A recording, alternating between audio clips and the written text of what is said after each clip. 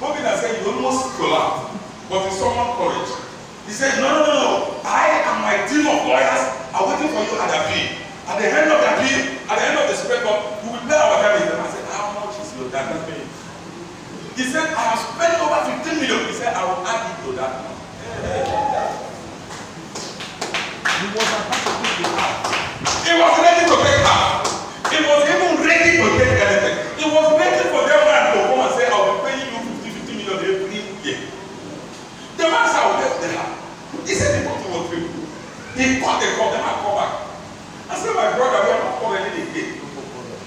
He said, I'm not ready for it. He said, please. But this is the. He went to the bank, confirmed it, knelt down. Why this thing began is that when he knelt down at the banquet hall, I was waving him. People start snapping him. He said that you go ahead and snap. You don't know. If you ask you for your service, it is because he has decided to service you. That's the God we are talking about. Yes. When he like to service you, he will ask you to serve him. He said in Malachi, you sons of Jacob, you can't serve me for nothing. He said, who of you can close the door of my house for nothing? That's the God. So put me back and look, and let us pray. So in the book of Luke chapter 5, the maker of heaven sends what is about to happen to Peter and walks straight. When they get to the bank of the river, Jesus could no longer put his leg back, because putting his leg back is sinking in the water. This was how he stopped. This is the water. And then these are men washing their necks. And Jesus stood like this, having a lot of problems now. Heaven has problems. The earth has problems. But the issue is that the problem that heaven has is the problem of the water. Now, but the water himself recognized that the man who stands by his side is the man who created it. The water was already shipwrecked. Someone in the emergency meeting among the coordinators of the water. What do we do? The master has visited us. I hope he's not going to ask us to dry up and leave this place. I hope the master does not want to build a church here. So they were children. Why the cheaper? The master was in need. And then there were two boats. But the prophets of God took into one of the boats. Now this is divine intervention. There were two boats. Yes. And we locate to one boat and ask, yes, who is one of these boats? But let me tell you what Jesus did. Before we go. He did something that made me laugh. He located the boat, went inside the boat and sit down. Before asking who is one of these people. And say, please, can you allow me to use it? You know, that is not how they do it on earth. How they do it on earth is if you are stranded on the road. It's like when a car is passing. You open the door and enter and close it and send it to the driver, and you don't know this boat. It's okay. Try to. The normal response on earth is Mr. Makata. The way it's done on earth is for you to stand outside and do like this. And the person will have sympathy and pack wine glass and you put your face. He said, please, God will bless you. You will have too many cars more. I am stranded. Nobody will help me. Can you please help me? Even if it's local bridge, stop me there. It's okay for me.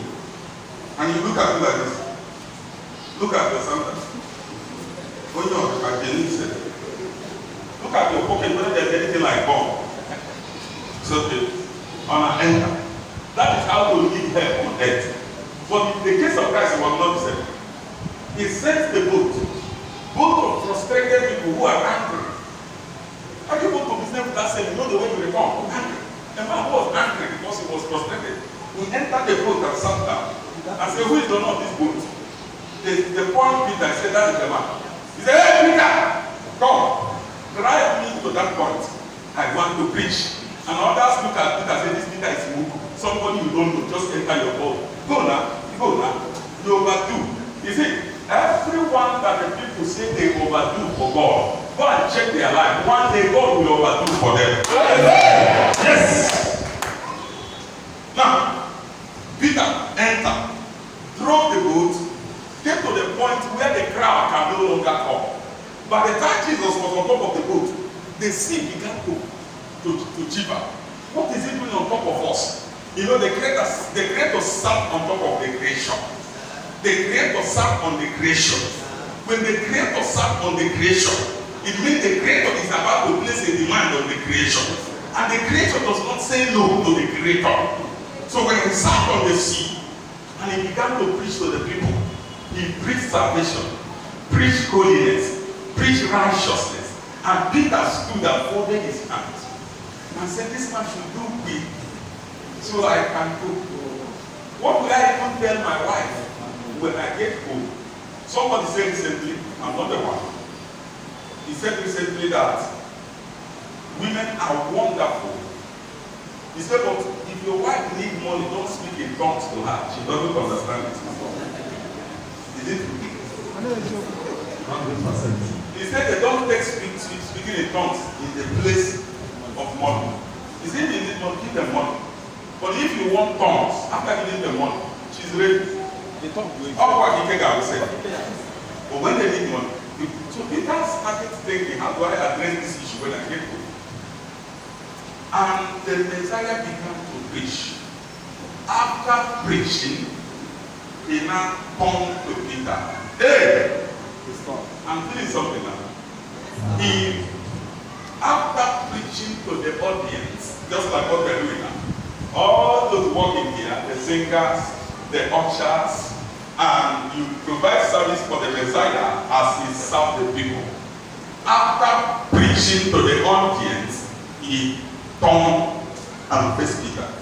As he turned to Peter, heaven turned to the people. Yes. As heaven turned to the Peter, the sea turned to the Peter. As the sea turned to Peter, the fish in the sea turned. And the sea said to the master, we are at your service. When the sea said to the master, I am at your service, the fish in the sea had no option. Because the man who provided comfort for the fish had already surrendered to the master. And Jesus said to Peter, this is where they are. It was then I realized that the whole fish had a meeting to frustrate Peter.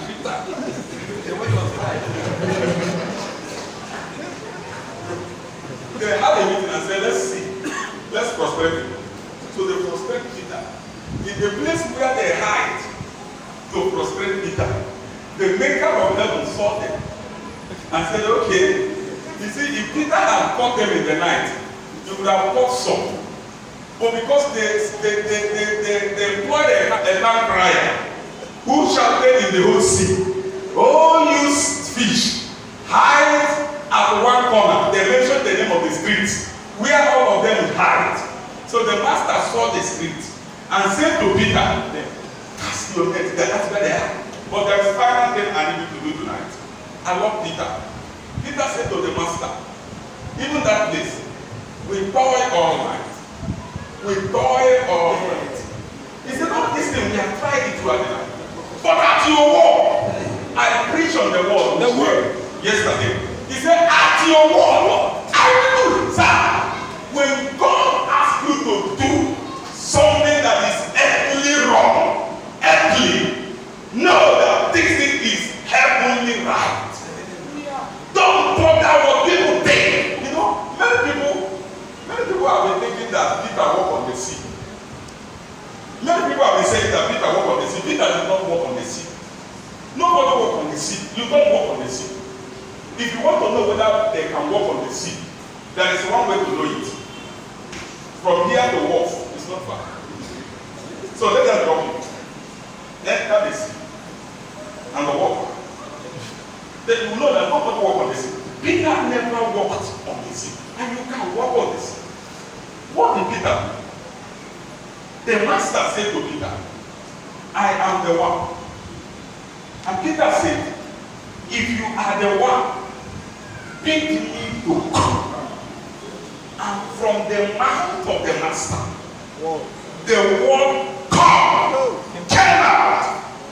And as come came out from the master, it spread on top of the sea like a carpet. So from the boat, Peter put his leg on corn from the lip of the master. And God carried Peter. He never walked on the sea. If Jesus had said, come on the air, you can walk on the air. It's not on the sea. He walked on the wall. On the wall. He walked on the wall. Oh, yes. Are you hearing what I'm saying now? Yes. He walked on the wall. Oh, yes.